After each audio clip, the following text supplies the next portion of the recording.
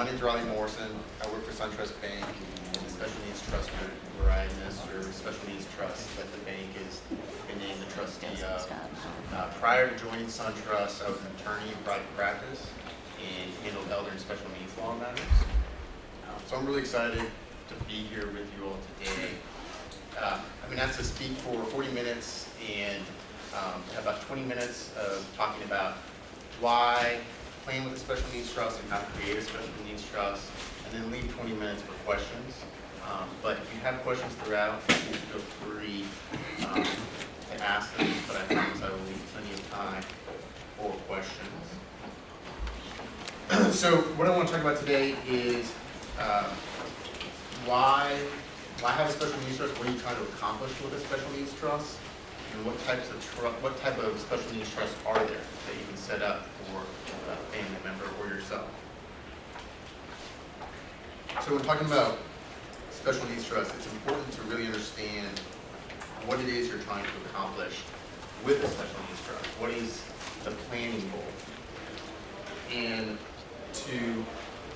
so generally when you're planning with special needs trust, you're planning for public benefits. So to really understand that, you need to know a little bit about public benefits and what public benefits you're planning for. So broadly speaking, there are two different types of public benefits. There's the insurance-based public benefits, and then the means-tested, welfare-based public benefits. On the insurance-based side, we have Social Security disability insurance, Social Security retirement, and Medicare. And those work similar to insurance-based products where you pay into your taxes, and then when you qualify, whether you are retired or you become disabled, it pays out. On the means-tested side, you have supplemental security income, also called SSI, and Medicaid. Those are typically the two biggest means-tested benefits. The insurance-based ones, it doesn't matter what kind of resources you have. You know, Bill Gates, Mark Zuckerberg, they will receive Social Security retirement and Medicare when they qualify. But the means-tested ones are the benefits you're planning for with a special needs trust. So the means-tested benefits are SSI and Medicaid. Each state has about 30 different Medicaid programs and waivers. And talking about all of them are outside the purview of today's conversation, but they have different eligibility requirements. But SSI is run by the Social Security Administration, and it's national, although some states provide a supplement. The basic eligibility requirements for SSI are that, one, you're either aged, blind, or disabled, aged being over 65. You have countable income of less than $733 a month, and countable resources of less than $2,000. If you qualify for SSI, you automatically get Medicaid as well. As you can see, it's not a lot of resources for someone to live off of. I used countable intentionally. The Social Security Administration has a funny way of how they figure out income, and not all income is created equally in the eyes of the Social Security Administration. And countable resources, some resources are exempt resources or not counted. So for example, you're allowed to have one vehicle, a house, a burial plot, and there's some other exempt items. Included in that excluded resource category is special needs trusts. So an individual can have a special needs trust, have funds set aside in a special needs trust, and it doesn't count against them when determining their resources for their eligibility.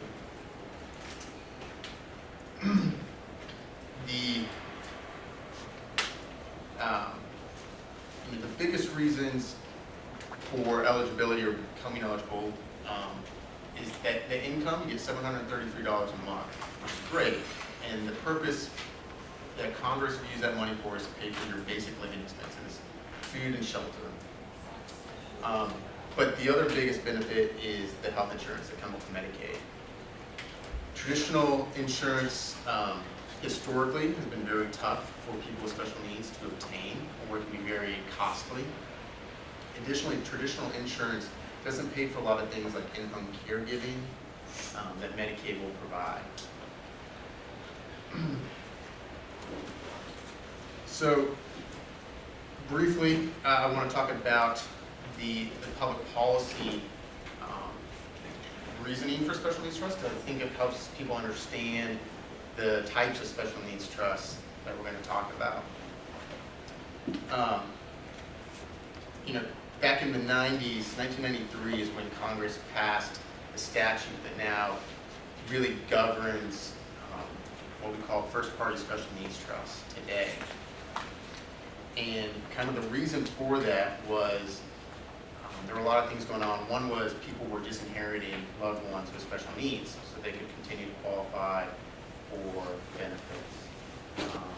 And the other thing that was going on was people were receiving settlements. They may have been in an accident and they received a settlement and they were relying on Medicaid to pay for their care. And when they got the settlement, Medicaid went away. They had to quickly spend down their money because care is very expensive. And then they were right back in the same place where they were. So Congress felt that, this wasn't fair. We need to find a better way to provide for people in our communities with special needs and allow them to have a better life. So that's why they created the Special Needs Trust. And the purpose is you can qualify, you can create a special needs trust, but there are certain limitations on what the trust can pay for. And it's kind of the trade-off. We'll let you keep it as a resource and continue to give Medicaid, but there's just going to be some limitations on it. So, I want to talk, are there any questions about public benefits before I move on?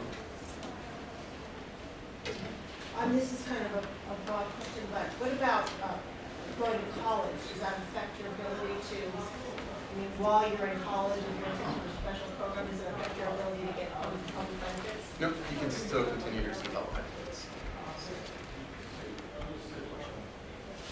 Any other questions? So I was going to talk about the different types of special needs trusts, but quickly I want to, one other question I was going to ask is, does anybody here already have a special needs trust set up? So one person.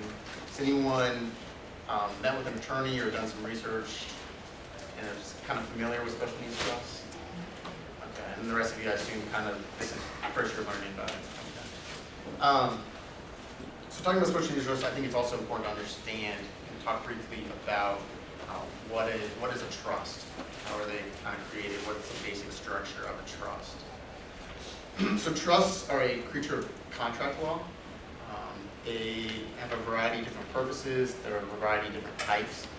And they can really be just about as unique as anyone else can be. So special needs trust is just a subset of a broader bar canon of trust law. When we're talking about special needs trust, a good way I heard it explained to me one time is to think of a triangle, and you have the settler. The settler is one point on the triangle. Call different names: settler, grantor. You'll see it referred to different ways, but they're the person that actually signs the document and funds the trust traditionally. So they create the trust. On the other point, you have the trustee, who has the legal title to the money. They receive the money, they hold the money, and they administer it for the terms of the trust document that the grantor signed. And then the last point you have is the beneficiary. And the beneficiary has the equitable right to the funds, or the right to enjoy the funds, the use of the funds. What's the one in the middle again? The trustee. So the trustee manages the funds and administers the funds per the terms of the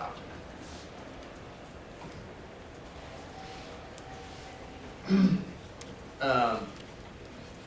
So all special needs trusts have two pretty universal characteristics.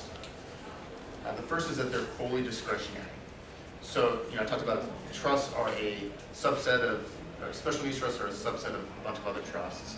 Oftentimes you'll have trust documents that say the trustee, shall pay for education expenses, or shall distribute the income from the trust. Well, special needs trusts are fully discretionary, which means that the trustee has the discretion to make distributions or withhold distributions as they see fit. There's no requirements that the trustee must make a distribution.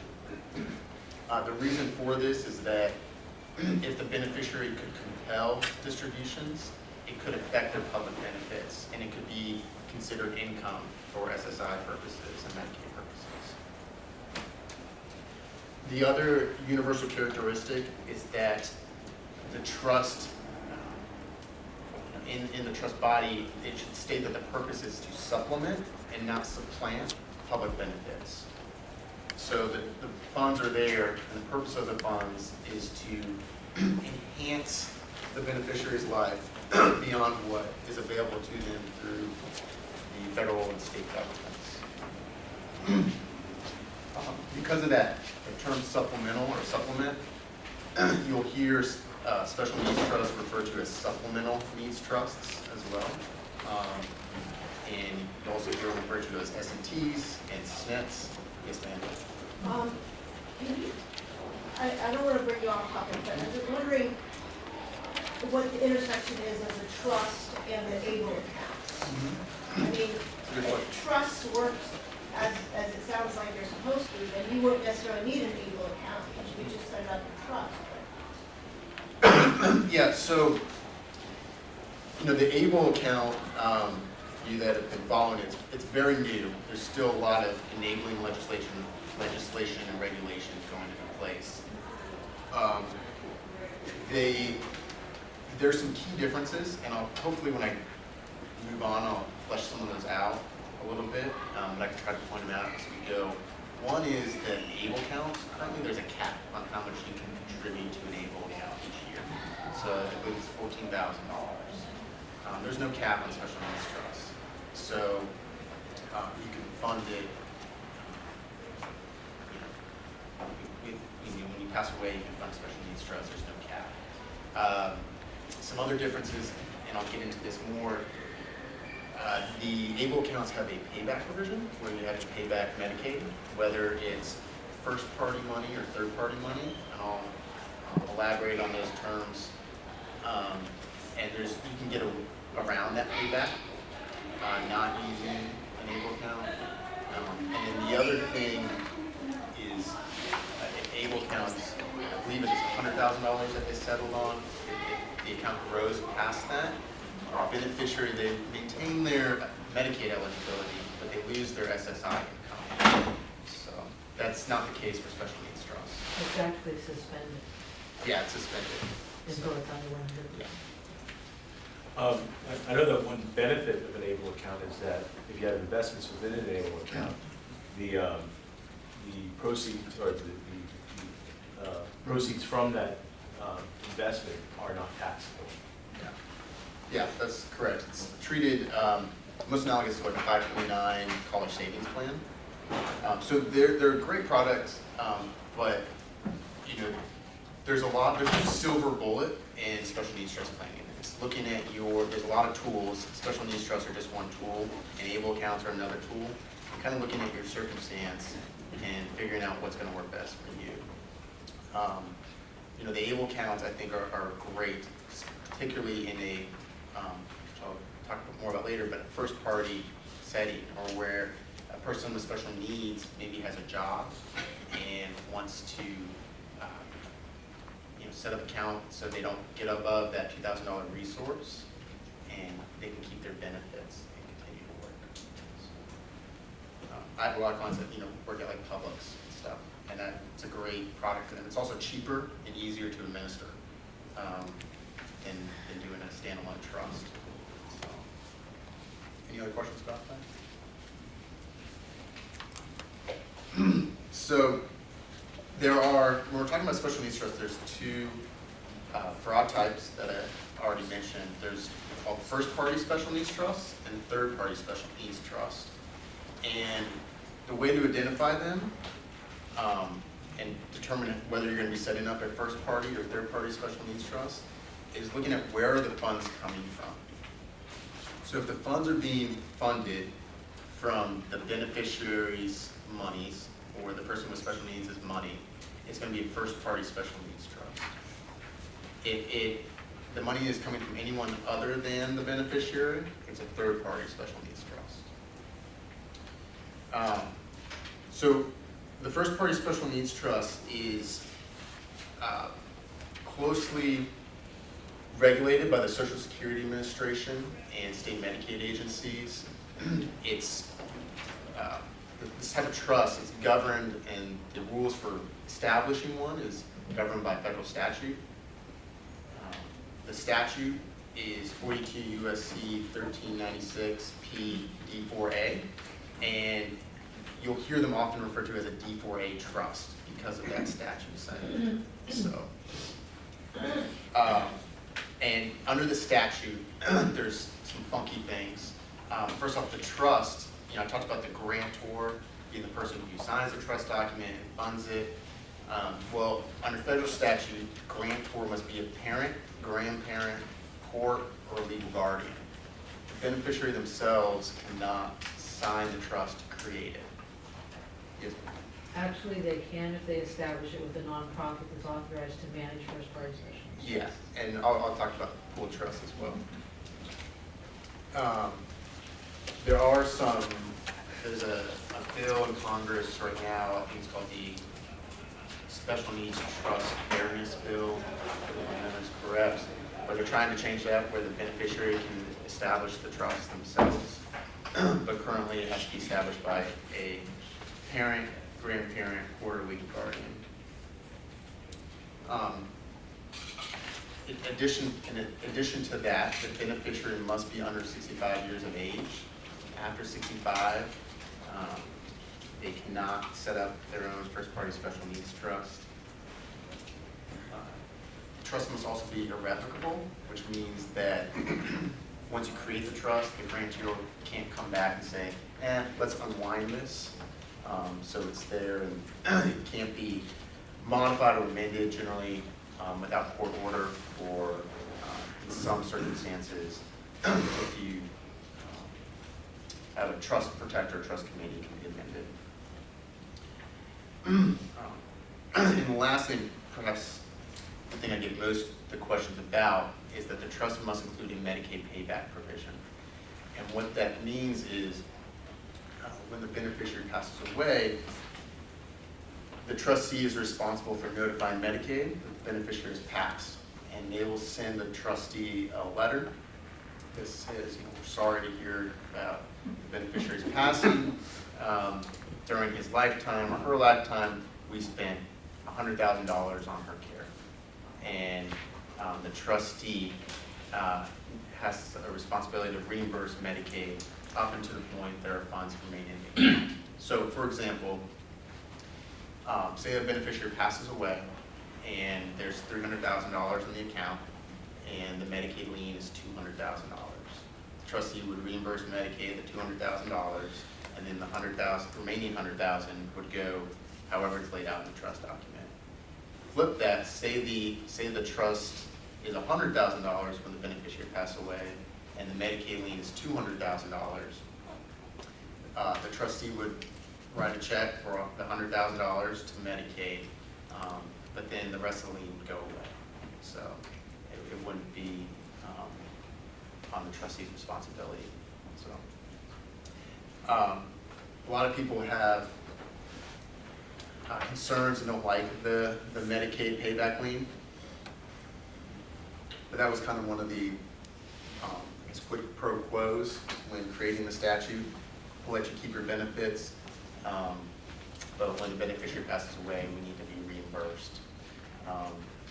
The way I like to look at it, though, is you're getting an interest-free loan during the lifetime of the beneficiary, and if there's no money left, then there's no money left. So hopefully you can spend the last penny on the last day of the beneficiary passing away.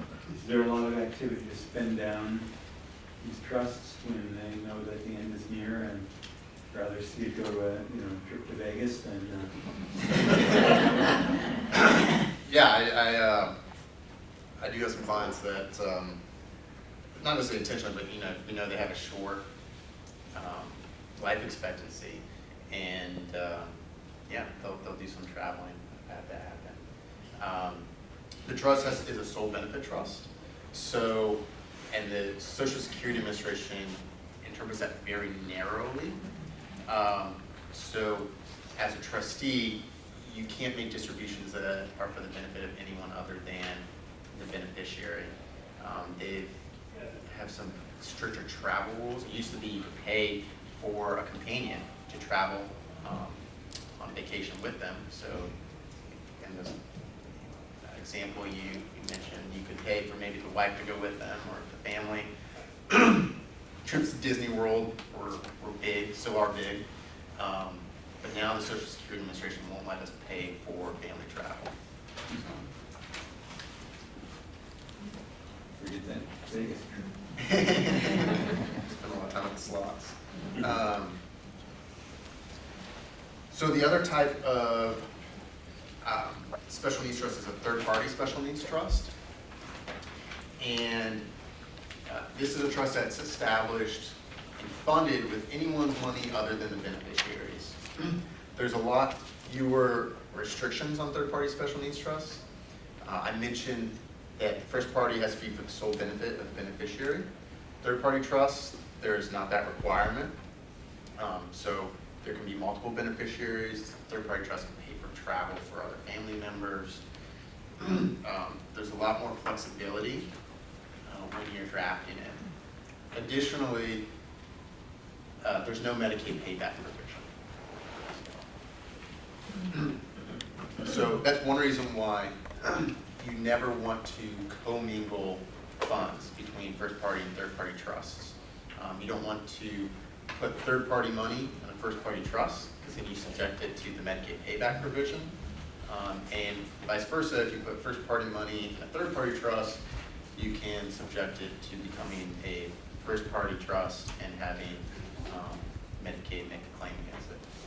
So, or you could lose your benefits because the Social Security Administration will look at that as a uncompensated transfer.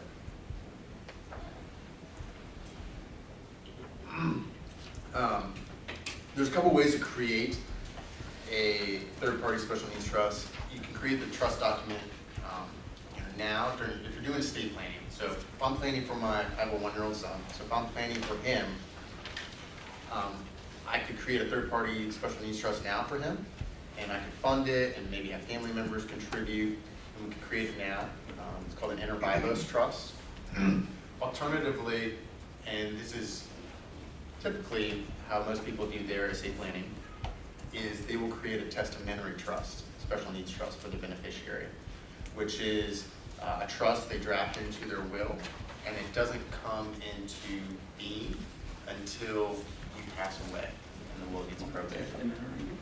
Yes, testamentary trust, special needs trust.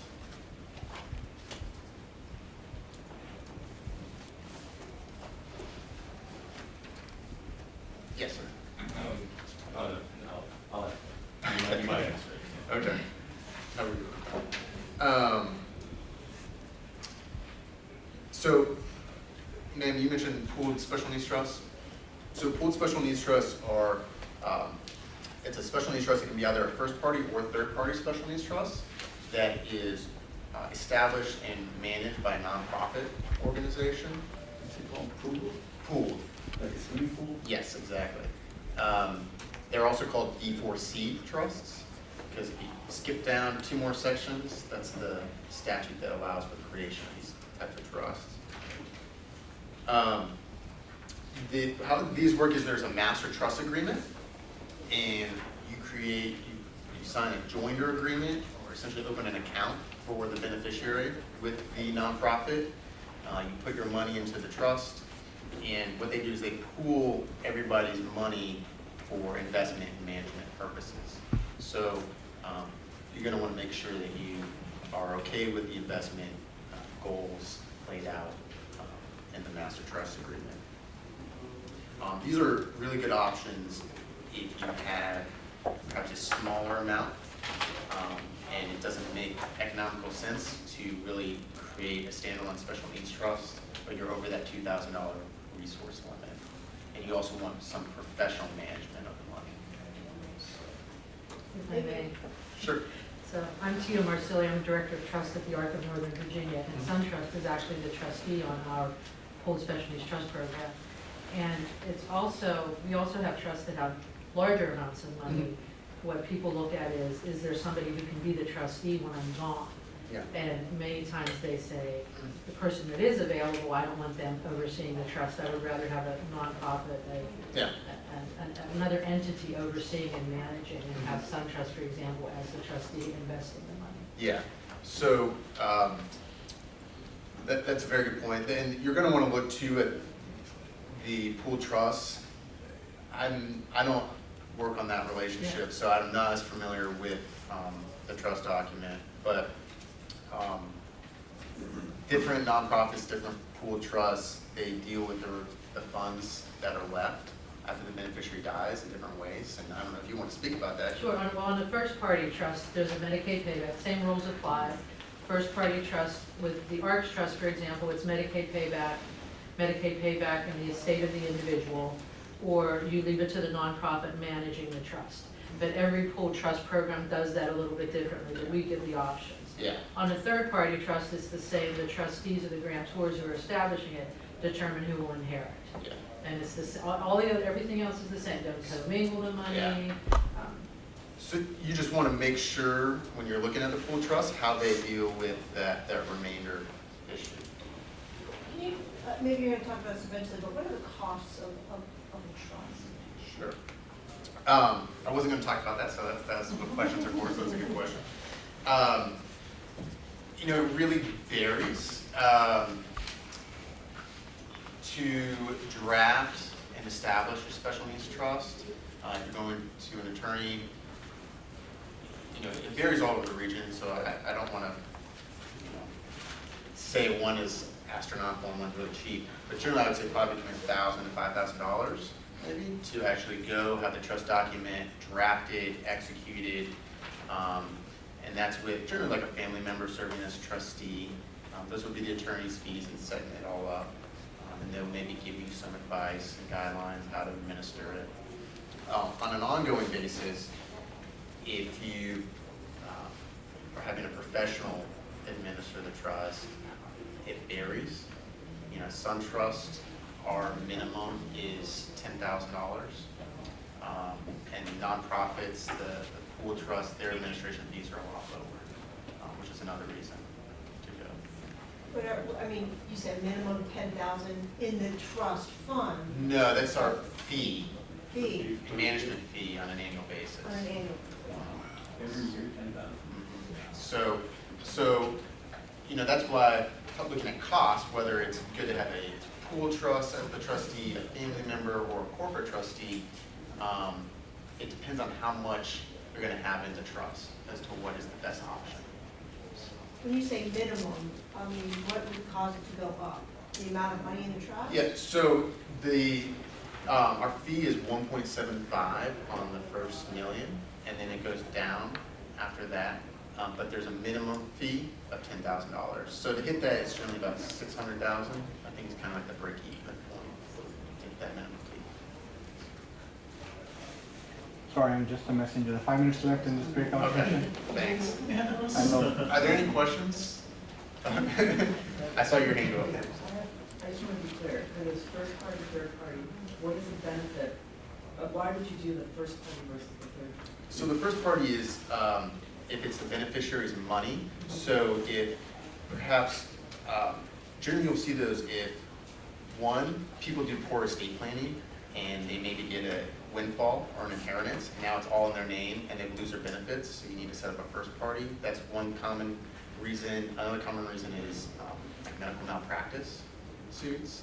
And the last one, which is a little more rare, is if the beneficiary is working, and you know, I talked about they're working, they've been above that resource limit, and they need to transfer money out of their name. Can I add to that? Two other big reasons is if you're going through a divorce and there's child support and the child will eventually be over 18, the child support can be irrevocably assigned to a first-party trust, that it doesn't count as income or an asset or resource, and so they can apply for government benefits to maintain them. The other reason is if you're military and you're retiring, a survivor benefit can be irrevocably assigned to a first-party trust, and that's new legislation. And that, again, allows the individual to have money going into that first-party trust and keep it, and apply for means-tested government benefits. Yeah, so you're here. Yeah, I'm just trying to see the advantage of setting up a trust now as opposed to writing it in your will that you're gonna leave, set up the trust to leave the money if you have those annual fees. Well, this really isn't about like SunTrust management, but if you're, you know, just setting up and you're gonna have a family trustee, maybe you have a brother-in-law that's CPA or something that's gonna manage it after you pass away. You know, generally most people do a testamentary trust and wait to fund until after they pass away. Right. Sometimes you'll do a inter vivos trust if there perhaps is family members that all want to contribute and you want to put it all in one trust now during the beneficiary's lifetime. They want to make a gift that way. There's others, but generally most people go with the testamentary route. Sorry. I'm just gonna, if you decide to have a family member instead of a corporate trustee, is there a provision for paying them some amount of money? Yeah, so generally that's laid out in the trust document. You can talk about that with the drafting attorney. Some states have statutes that, you know, there is no provision of what they can charge. I will say, I know you all are close to Maryland. Maryland has pretty strict rules regarding special needs trusts, and they won't let a family member receive a fee or a parent receive a fee for caring for a child with special needs or for being the trustee of a special needs trust. The third party trust, is that irrevocable as well? It doesn't have to be.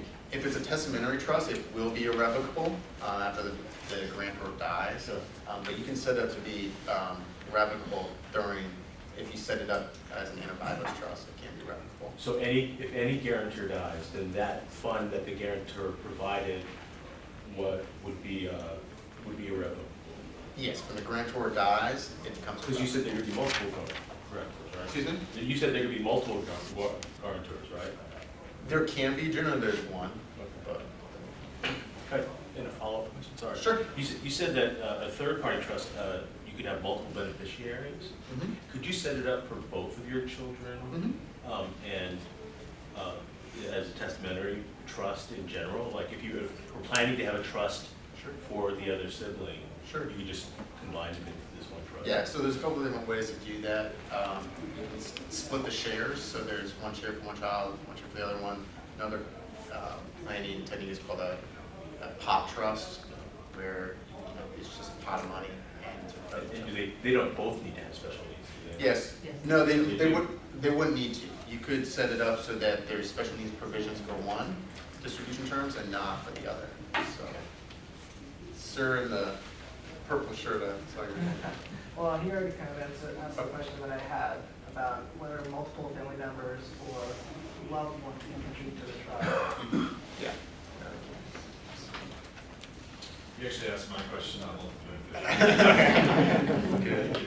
Well, I can read mine. we're at 10 o'clock exactly, so, but if you have any questions, I'd be happy afterwards, or give you my card, or email me.